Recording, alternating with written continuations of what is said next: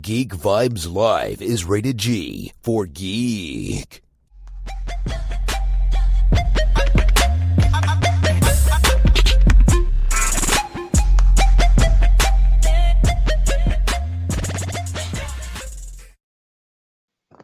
Hello, this is Z.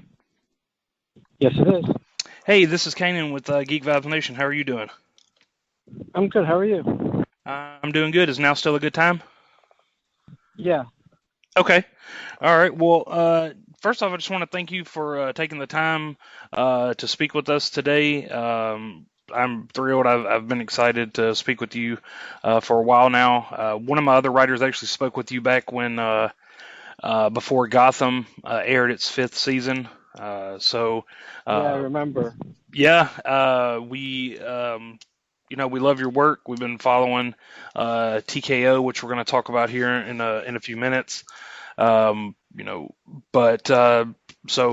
yeah, just once again, thank you for joining, and got a couple of questions to get started before we really get in to the heart of speaking with you, which is TKO Studios, your comic books division. We'll get into that, but I know you got a couple of other projects that you're working on. I wanted to kind of ask you about to get an update. But first off, let me ask you, how are things going, man? 2020 hasn't been very kind to a lot of people, and especially comic book distributors and comic book writers and producers and stuff like that. So first off, how are you and your family doing? We're pretty good. We've been lucky in a lot of ways in that, obviously these are hard times, but with both TKO and with Gremlins, we were pretty set up to work remotely. Right now, I just took my family on a cross-country road trip, and I'm in Massachusetts, family, and my wife's family is. We're still moving forward on all fronts. It's just because TKO is so independent, we were actually able to avoid a lot of the shutdowns and continue to, support comic book shops and to sell directly to our customers. I can kind of get into that when we talk about TKO. We were very lucky in that respect. Okay, well that's good. I'm so glad to hear that everybody's doing well, and sounds like everything's going good on your end, especially like you said, being able to do things remote. Luckily there's a lot of studios that are still able to get stuff done remote. So thank God for that. You mentioned it. I was going to ask you about it, but you brought it up. Can you give us an update on your Gremlins project? Anything that you can share, maybe exclusive, or maybe anything that you can share at all as a fan? As somebody who grew up in the 80s and was a fan of the movie, news of this project, hit home, something I'm really looking forward to. So are you able to share any updates on Gremlins? Yeah, I can talk a little bit about Gremlins, definitely. All right, so I guess just tell us, so far as has it actually begun the process of shooting anything, or because it's an animated series, correct? That's right. So it's an animated series that we're doing with Warner Brothers Animation and Amblin, and it's for HBO Max.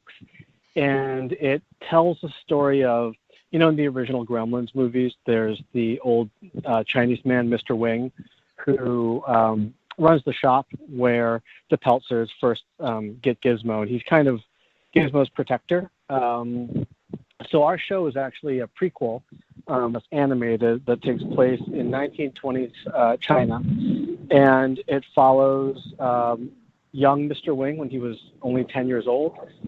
He meets Gizmo, and they go on adventures in China. So it's a very serialized story, and it's against the backdrop of, Chinese mythology, that time period, with a lot of Mogwai mythology as well. It won't premiere until 2021, I think. So it won't premiere until end of next year, but we're pretty deep in the process right now. So in the movie, we only got to see really Gizmo. Of course, he produced the the Gremlins when he got wet. Will we see other forms of Mogwai? Like that just have a totally different look than a Gizmo did. Will we get the? We be introduced to the actual entire species of Mogwai? We will see evil Mogwai, but I think that's as much as I can say for right now. But what we really wanted to do was, to create obviously more stories set in the Gremlins universe, but also service the fans who, the fandom for Gremlins is so strong for movies that have been around for almost 40 years, and we definitely have a lot of kind of Easter eggs and Gremlins mythology that hopefully will satisfy long-term fans while also bringing in, new fans. The idea is that it'll be a co-viewing show. So, some of the models that we're looking at are like Pixar movies or Studio Ghibli movies, things that adults and kids and teenagers can all watch together. All right. Will Howie Mandel come back to voice Gizmo?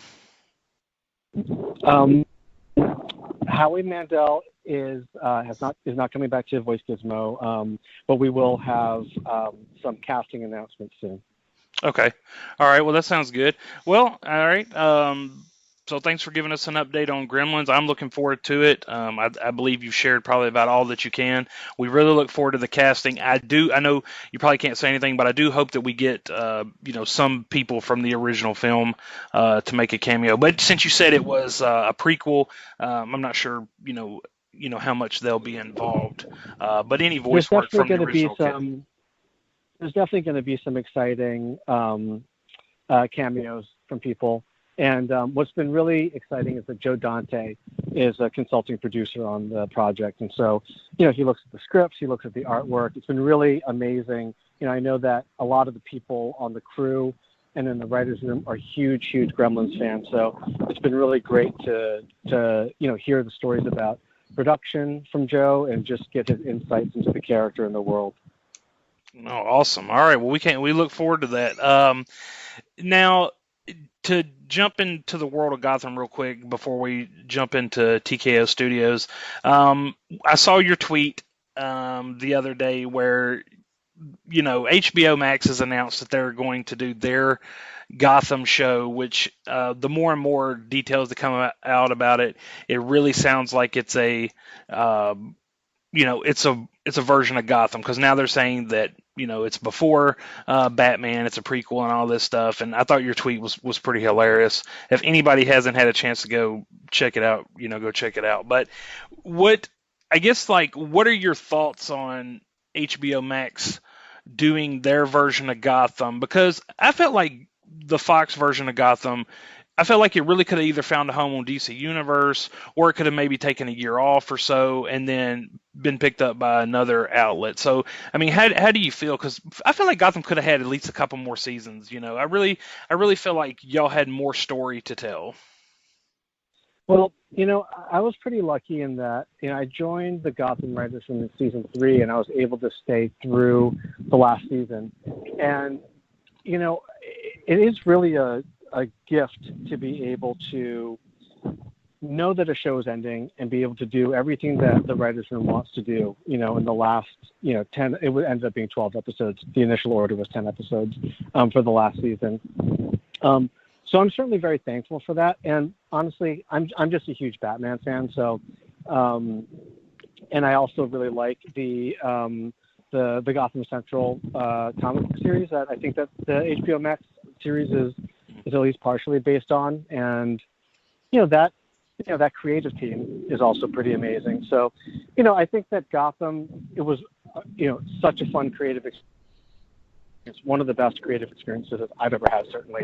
Cast, directors, everybody that we worked with was really wonderful. And, I'm really thankful for that time. But at the same time, I always kind of say, like, I'm a fan person first and a writer second. And I'm certainly not going to say no to more Batman content. If Fox had said, we'll give you one more season, you had got to do a sixth season. Are there any particular characters or storylines that you would have liked to implement? I think that what was nice about the Gotham Writers Room, it was certainly very collaborative, and it was really exciting every year to just sit down and think like, okay, well, what are the stories that we want to do? I mean, for me, the thing that I found most exciting about Gotham was, it was actually one of the things I talked about in my first interview for the job, which was talking about Legends of the Dark Knight and that comic book series, where sometimes Batman is only in 1 or 2 pages. Same with Gotham Central, actually. Like the first arc of Gotham Central, I think Batman's only in 1.5 pages maybe of that first arc.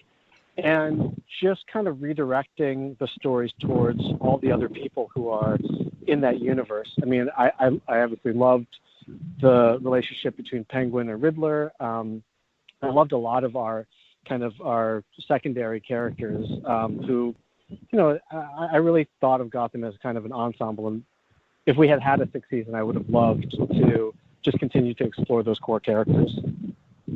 All right. Well, like I said, we loved the series. I hated to see it go. I felt like you did wrap it up nicely. But I just felt like there's a lot more. And you being passionate about Batman, I really think there, was a lot more story to tell. But we thank you for your work on that. And like I said, we look forward to Gremlins and other stuff. But we're here to talk about TKO Studios. And we did if people aren't familiar with TKO Studios, the studio was actually introduced towards the end of 2018. So you're going on almost 2 years, if I have that correct. You're almost about in a couple of months, you'll have your 2-year anniversary, correct? Yeah, I think we launched early December 2018. So we're about 18 months. At the end of this year, we'll hit our 2-year mark. One of the comic series, that we first reviewed, our comic book writer Harry actually reviewed it, was Jeff Lemire's and Gabriel Walta's Sentient. And I just have to tell you that you really have a great story, because Harry is the type of writer that if I send him a comic book to review, he will say, I don't think I can give an honest review on this, so I don't want to do it. He was floored. In fact, this is what Harry said about Sentient. Above all else, TKO's latest sci-fi adventure, Sentient, is gripping, intense, and downright horrifying. But underneath those layers, however, lies a heartwarming story. And he actually reviewed this in November of 2019. So that just goes to show, and you've got a great lineup of writers and artists. Roxanne Gay on the Banks. You've got Garth Ennis, who's done Punisher and Preacher, who did Sarah. And of course, you have worked on The 7 Deadly Sins and The Fearsome Dr. Fang. Now, just a couple of months ago, it was reported that your comic company, which is making huge strides, actually signed a deal with Ingram Publishing, Publishers Group West. How's that relationship working out so far? It's really great. What has been amazing is, when we launched, we tried to do pretty much everything differently, as a comic book publisher. One of the mandates for the company was to modernize the comic book industry, both creatively and commercially. And so, a couple of the things we did differently were we were the first company to, line-wide binge release our books. So, at the launch of each one of our titles, you kind of have the option. You can binge release it in 2 different formats. You can binge read it in a collector's box set with all 6 issues inside, or you can read the trade paperback, or you can read it on digital. And the other thing that we did was we made sure that we controlled our own distribution system. And so we do deals with comic book shops directly. We have one of the best deals in the industry for comic book shops. We give them 50% off the cover price, and they receive we pay for shipping, and they'll always receive the books within 2 to 5 business days. And so it really puts comic book shops back in control of how they order books, how they restock books, and also the binge releasing system for comic book shops in particular. If a manager or a store owner or a comic book shop employee takes the time to recommend our books, they know they're not just capturing the sale from a customer for one issue. They know that they're capturing the sale for an entire series. They don't have to worry about whether that customer is going to come back in a month and 6 additional months to finish out the arc. So we really thought about every step of this, from the creators to the fans to our retail partners in terms of comic book stores, about what would benefit them the most in this kind of more modern way of distributing comics. Now, we're really excited to also enter the book market, just because I think that is a place where you can kind of find new readers as well. I mean, I think that people who go to comic book shops, that demographic has been widening out over the last 5-10 years. It certainly visually looks that way when I go to my local comic book shop. But we're really excited to be in bookstores, in particular the types of stories that we tell. We don't do any superhero books. We only do kind of new takes on established genres. So, Garth Ennis's book Sarah, Garth Ennis and Steve Epting's book Sarah is a new take on a war story following a Russian female sniper.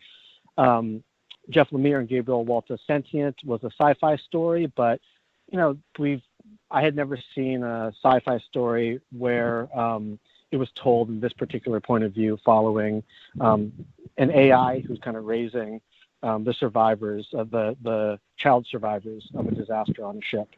And same with Roxane Gay's book, The Banks, drawn by Ming Doyle and colored by Jordi Belair. It was a new take on a heist story that I'd never seen before. And I think that those types of stories listen, I love superhero comics, but that market is very well served. And I think that, especially in the bookstore market, those books can find audiences that, are looking to get into graphic novels, but don't necessarily have an idea of where to start.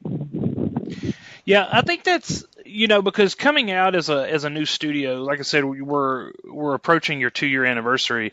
It's for a lot of people it can be challenging and probably nerve-wracking to start a new comic book company, especially when you have well-established companies like Marvel, DC, IDW, companies like that.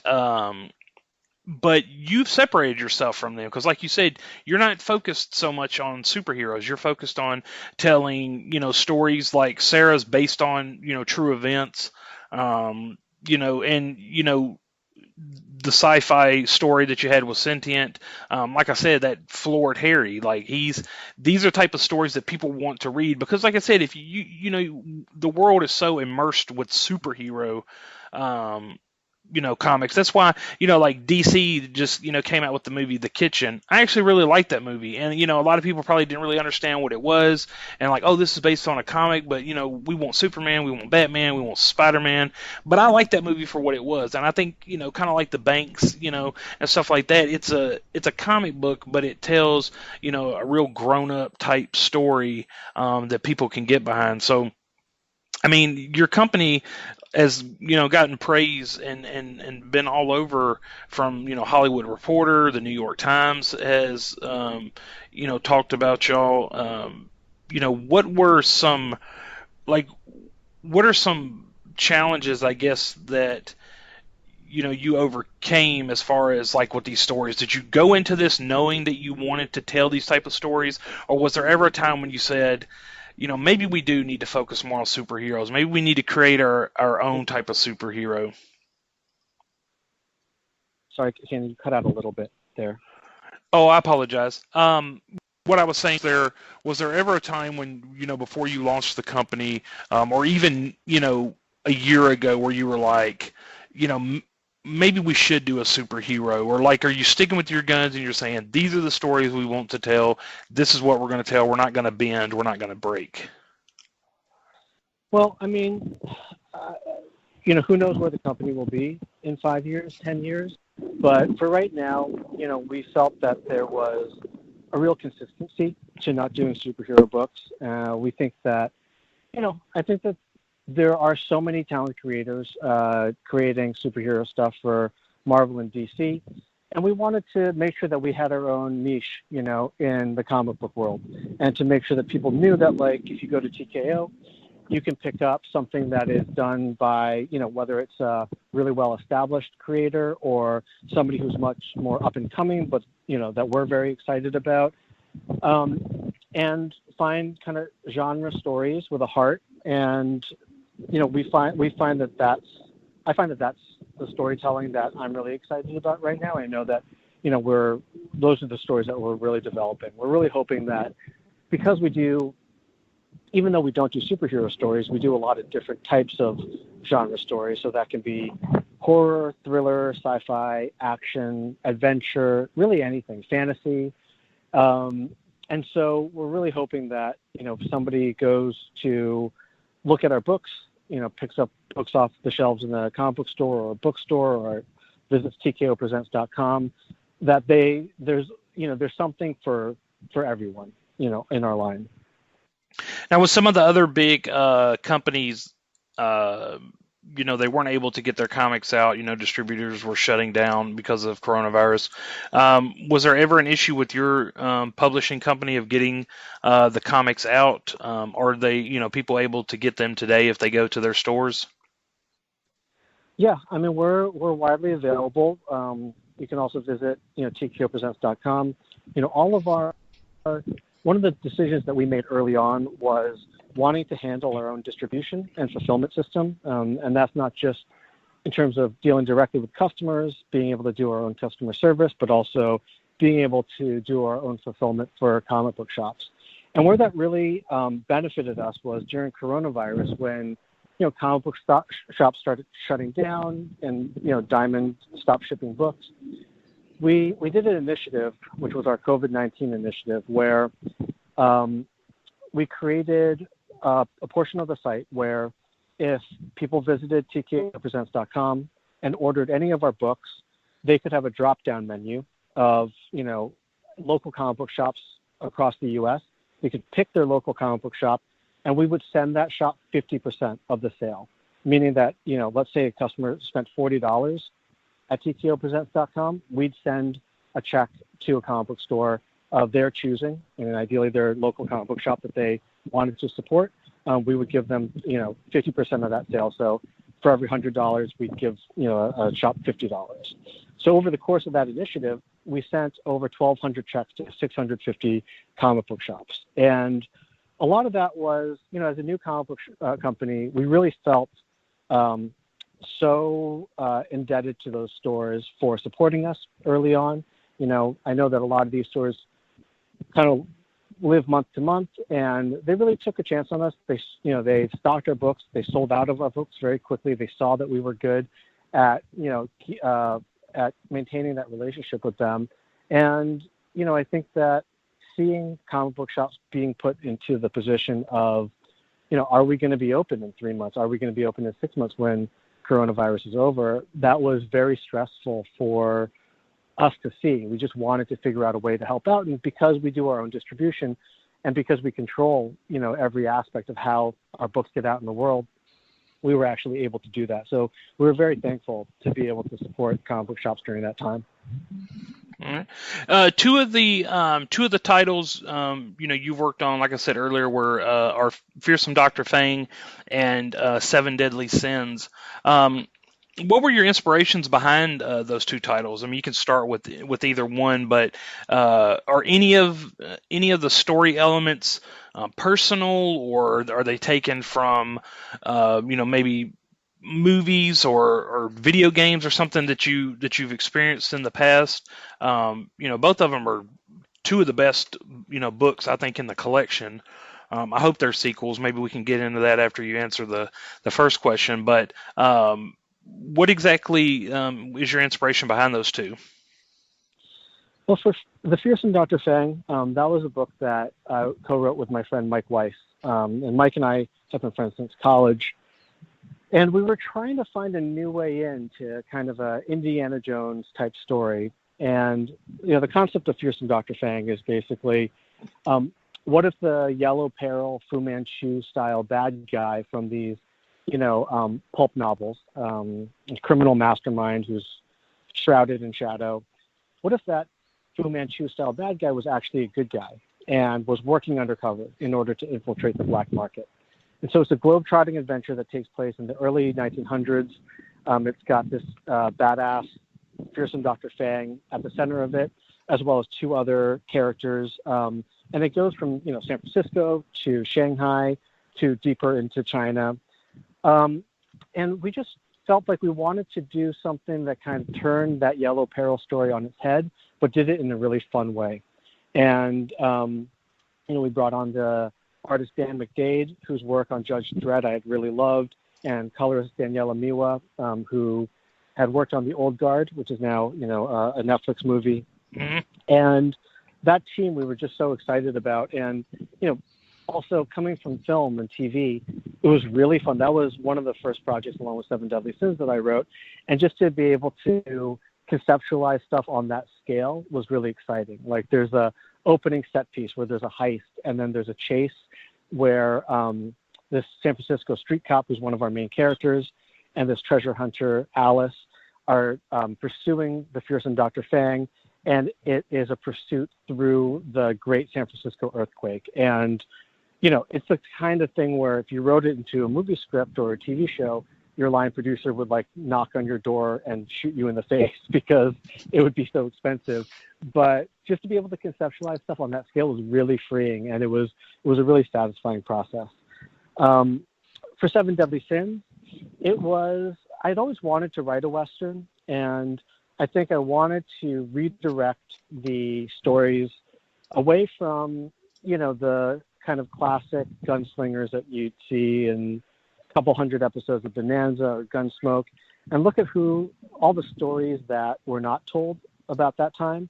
And so you have a, very diverse group of outlaws, death row criminals, who go on this side mission with a priest to kind of do a reverse searchers. They're trying to return a kidnapped Native American girl to her tribe in Comancheria.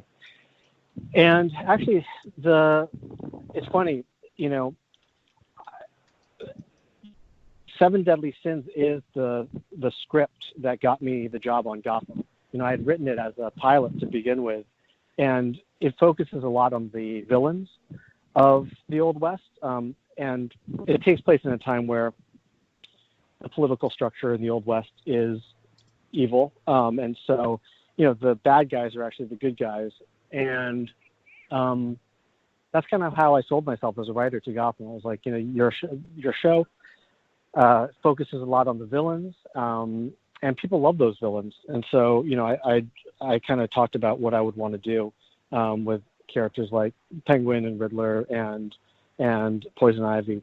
It's funny, also, Fearsome Dr. Fang, the comic, was also what got me the gig on Gremlins as well, just because it also takes place in that time period and kind of showed them that I knew that world and knew about Chinese mythology. You kind of touched on it a little bit where you said that, if you were to make Fearsome Dr. Fang into a TV show or maybe somebody would knock on your door and shoot you in the face. But like you said about, the Old Guard, I mean, a lot of studios are starting to adapt comics, more into movies. It seems like that's becoming the go-to for adaptation. Mark Millar's got his whole series is going to be adapted, for Netflix. But have you spoken with any writers or studios about adapting, some of your comics, not just yours, but some of TKO's comics, possibly into an animated film, a television show, or a movie? I mean, I think Sentient would be great as one. I think Sarah would be awesome. Seven Deadly Sins would be great. I think people really like that Western outlaw type, those type movies. So I think that would be pretty good. The Banks might even be good as a series, like on HBO.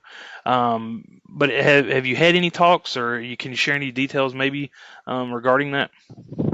I mean, I can't share any details, but those conversations are certainly ongoing. There's been a lot of interest in our books, especially because of the creative teams behind them, and also because of the critical reviews of the books have been very strong. And so, that's certainly part of our business model.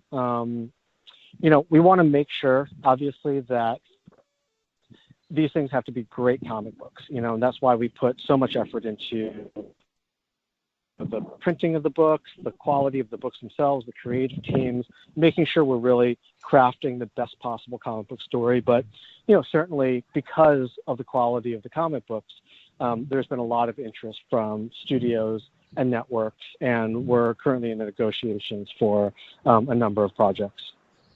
All right. Do you have any updates that you can give us on, potential titles that are going to be coming out soon? Like a new wave of comics that you can, or that you want to promote or talk about? There will be a new wave of comics by the end of the year. The best place to look for updates is to follow at TKO Presents across all social platforms. So Twitter, Instagram, Facebook. That's where we do a lot of our announcements.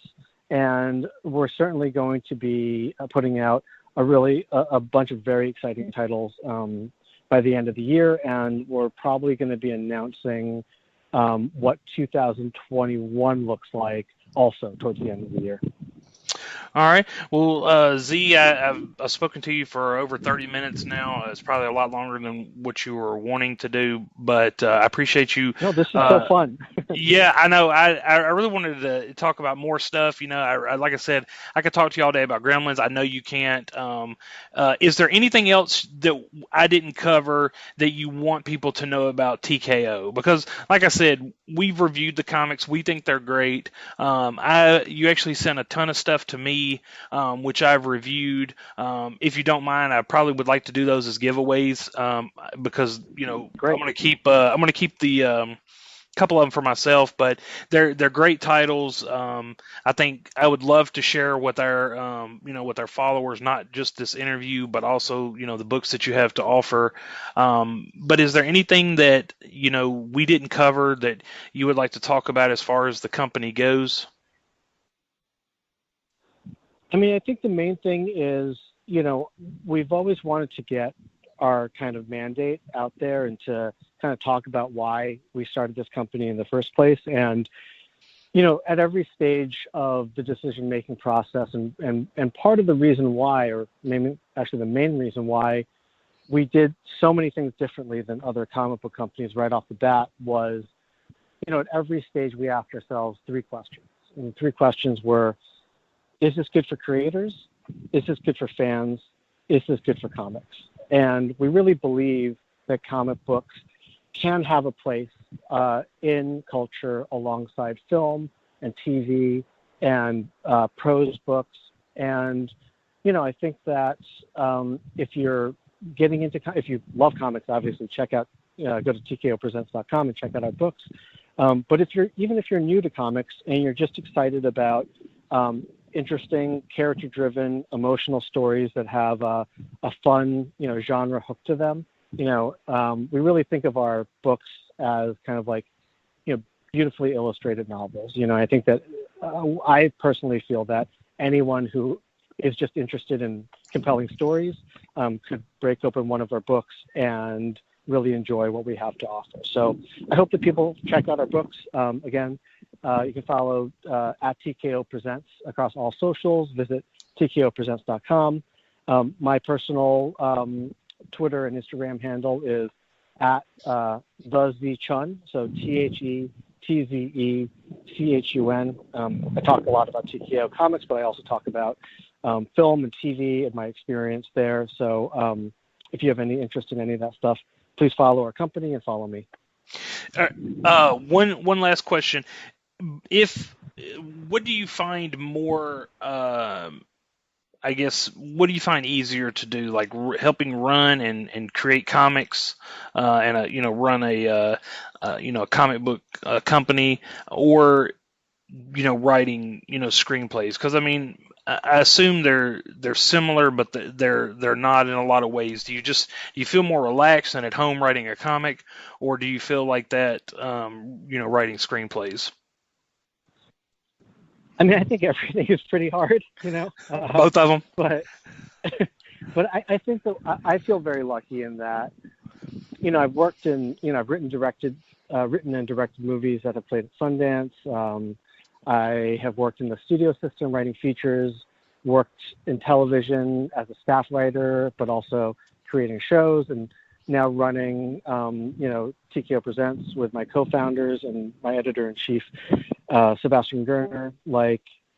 They all kind of do different things, and there's always something exciting happening in all those places. And I feel very lucky that I really enjoy even though it's difficult, I do find the process of every one of those things really exciting, and even when it is difficult, very interesting.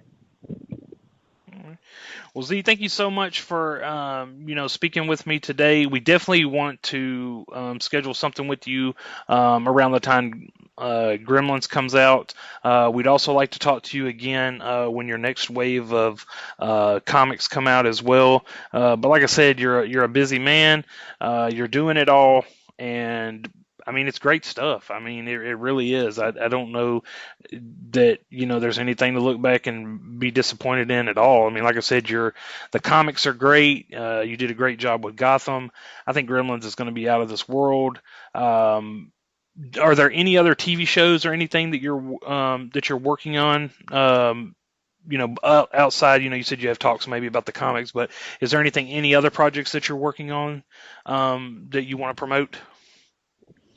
Besides the comic book adaptations, it's really focusing on Gremlins. I think everyone at the studio and network are really excited about it, and I just it's really been a dream project creatively, but also in terms of the partnerships with the studio and network. It's been really fulfilling, and the writing staff is great. The artists that are working on it, I mean, I feel like I'm very, very excited for people to see what we're working on. Can you say exactly what kind of art style you're going for? Is it going to be like 3D generated, or is it going to be just normal animation? But are you going for a particular style? We are doing a hybrid. So they've been calling it kind of 2.5D, and okay. So there's certain technical things that we're doing because we wanted a very cinematic look for it. Some of the visual references were things like, Goonies or Indiana Jones.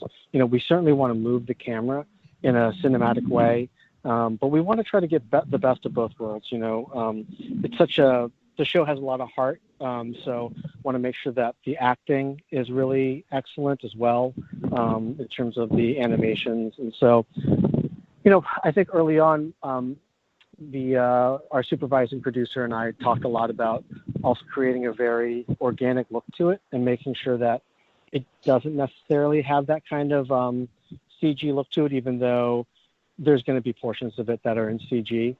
So visual references are things like Spirited Away, something that some of those Studio Ghibli movies that just don't age just because it feels so painterly and organic. Yeah, I think a lot of people, nowadays they like that 3D type, graphic look. But I'm old school. I like the old school animation style.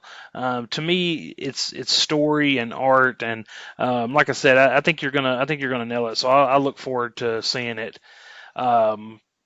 But Z, get back to your family. Have a great week. I think you've said it all. But like I said, we'd love to have you back.